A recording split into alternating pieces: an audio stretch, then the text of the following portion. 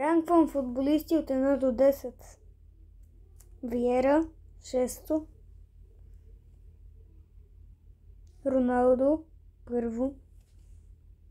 Любимия инче ми е Мбапе. 3 Сколс. Суарес 9. Мразя го Суарес. Азарт 5. Де Брuyne не знам къде да го сложа 7. Гикс. Това ми трябваше за... Този футболист ми трябваше за второ место. Не, препуснах Хенри. Салах 8. Още 10. Не!